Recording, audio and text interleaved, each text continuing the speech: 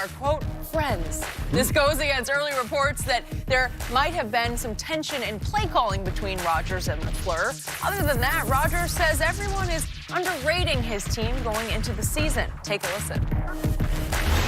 A lot of times when you have a coaching change, you have to go through the struggles of, learning and starting over almost. But I think what Brian has done with our roster and the guys we have coming back, I think, we have a chance to compete. And again, we're in a good spot, too, because nobody's talking about us. Some of the most dangerous teams, I thought, from our years are when everybody's talking about every other team out there except for us, and we can kind of come at our own pace and surprise some people in the beginning.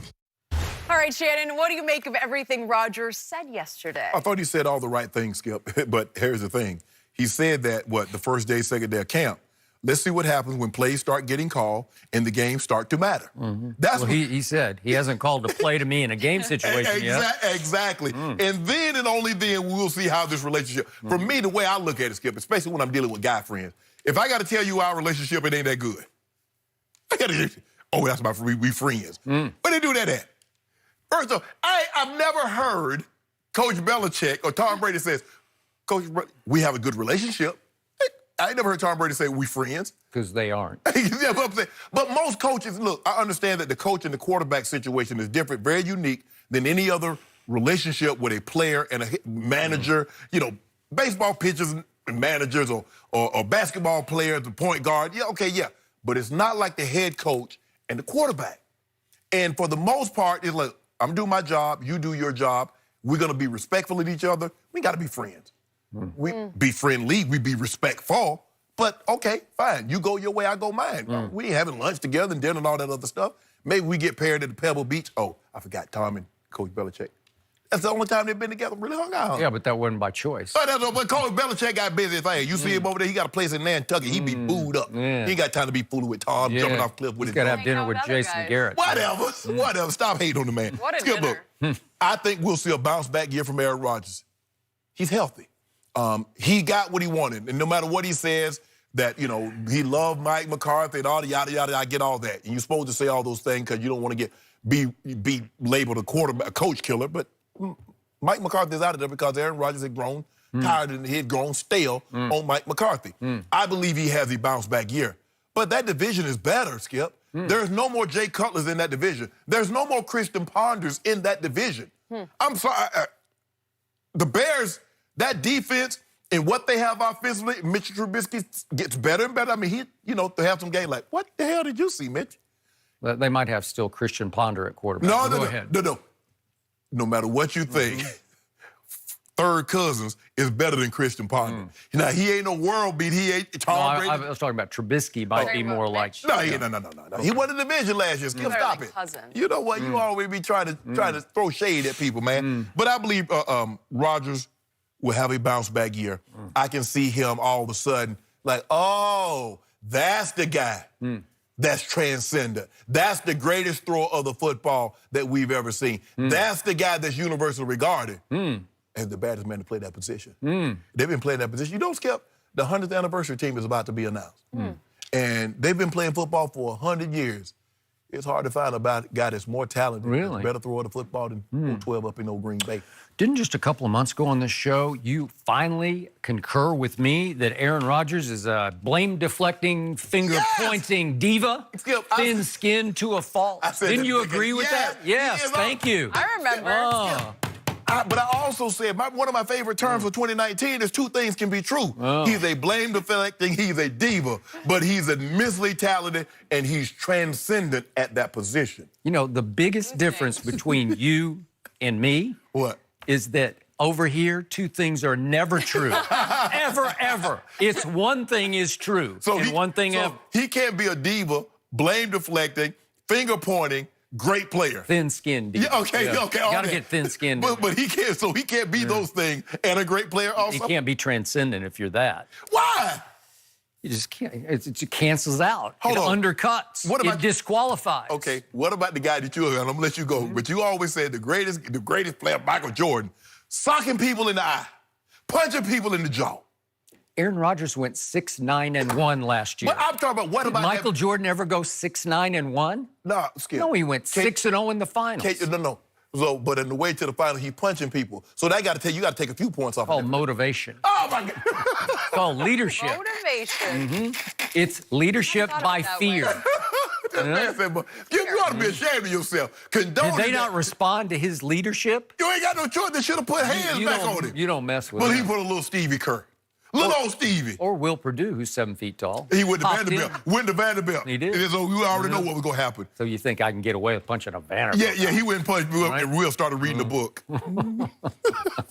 My turn. Your turn. So it did just snap my eyes right to the page when I read this is from Aaron Rodgers. What I can say is that him and I are friends.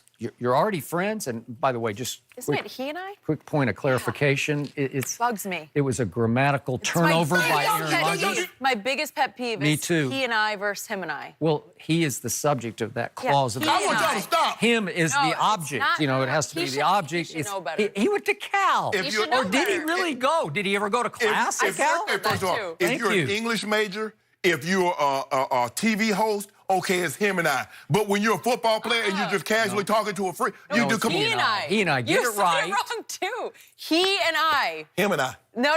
That one drives Him. me crazy, and my mom as well. She'll be happy you Thank called you. that out. Yeah. You know what? Y'all two, I just can't this morning. Ugh. You could say it's about him and me because they're objects of the preposition. Sure. See, you got a grammatical lesson here today. Good You thing needed we this got you covered, Shannon. because Don't you're worry. on TV. Y'all need to leave me alone. Yeah, How about that? What is that? Is that okay? Now, back to the reality of this. I am actually on Aaron's side for once right here, right now, because I read a quote. In fact, I watched on NFL Network yesterday afternoon a stand-up interview given by one Matt LaFleur, who's all of 39 years of age. He's only 4 years older than Aaron Rodgers. And the quote that we're using right here in the story is, this is from Matt LaFleur, first-time head coach of the Packers. It's not necessarily about what I've done in my past or what he's done in his past. And then he goes on to say, we have to come together. We have to be on the same page with this offense. So what he's saying is, it's not about what I've done in my past, as if he has a past. Yeah. What have you done? Like, okay, if this was, let's just say Andy Reid had become the coach of the Packers, he could say, it's not about what I've done, or because Andy Reid has, he's gotten to a bunch of championship Or games. it was Josh McDaniels. Thank you. I wrote him down. That's my next name on the list. Maybe I'll even give you Kyle Shanahan. Yes. If he had taken over, Yes. you'd say, it's not about what I've done. Right. It's about what we can do together. What have you done? And I'm going to reiterate this just quickly. He played quarterback, Matt LaFleur, at Saginaw Valley State. They're a good football team, though, Skip. Oh, okay. Division II. I think they're Division II. They're good. Are they? Okay. Yeah, I yeah, wouldn't know, yeah. but it's not like Cal, No, right? no. Okay. And then he was an offensive assistant there, and then at Central Michigan assistant, Northern Michigan, Ashland. Then he started at the Houston Texans under Kyle Shanahan as the quality control coach. Right. You're just cutting up videos, right? Okay. Yes. And then because of Kyle, he takes you to Washington with it for a while. Then Shanahan's got fired. He goes to Notre Dame as the quarterback's coach. Then he's with Kyle as the quarterback's coach at Atlanta. Then 1 year he's with Sean McVay, and he's called the offensive coordinator. But you know and I know he was not the coordinator in 2017 of the Rams. Yeah. Then last year, for the first time, Matt LaFleur got a pure offensive coordinator job where you are calling the shots for the Tennessee Titans, who finished 25th in yards last year and 27th in points scored under Matt LaFleur. Yeah. That's what you've done. So it's not necessarily about what I've done. Well, that's all you've done. You've been a head coach how many years before? 0 years. You've been a true, pure coordinator 1 year, and you basically failed in that 1 year. And you call some bull jive. Okay, you call some bull jive, and now you're talking about what a challenge it is to coach Aaron Rodgers as if you're coming in to fix Aaron Rodgers, okay? Right. And again, does Aaron Rodgers need some fixing? Yes, he does. He has declined the last 3 years statistically. But this guy, really? The audacity of him. Skip, Aaron Rodgers does not need any fixing. Aaron Rodgers needs to be held accountable. That's what Aaron Rodgers needs. Okay, so can Saginaw Valley State hold Cal accountable? Seriously. They hired him, so he better. Well, can he? Well, I guess. If you're Aaron Rodgers, are you really looking up to Matt LaFleur? Seriously. Probably not. Probably not. But But him and I are friends. Oh. Okay. Oh, my God. How are they friends? Aaron's trying. You know, he's trying. He's really trying. This is train wreck waiting to happen. Well, he should have said that. Well, you know, we partners. We do things together. Okay. We don't. But, Skip, look, Aaron Rodgers understands. He knows what's at stake here.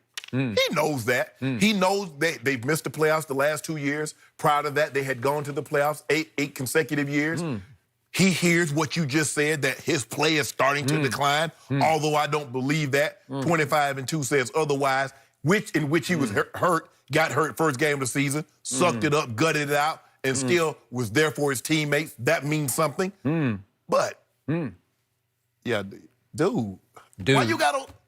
See, he even tried to look like Kyle Shanahan. Yeah, he does, actually. He's got a little Kingsbury going, too, there. You know what? Yeah, we're going to talk about him a little later, too. We are. Aaron Rodgers will be just fine. He gonna be heavily involved in the MVP conversation. So obviously, I cannot get LeBron James out of my mind because I just went train wreck in Cleveland. I went train wreck in Green Bay. And LeBron's one real movie was Trainwreck, right? Because Space Jam 2. That's a great movie. He was great. He was actually really good in that. Played himself, but now I don't know what's going to happen with this Space Jam 2. Because he already fired the coach, and I don't know. Blockbuster. Blockbuster. Blockbuster. He won't be able to live up to that guy in Chicago. How you gonna make more money than that guy? I bet that movie make more money. Okay. Well, a lot of times people go to see a movie that's a bomb, right? Because they get talked into it. They get fooled. Are you going to see it? I'll go.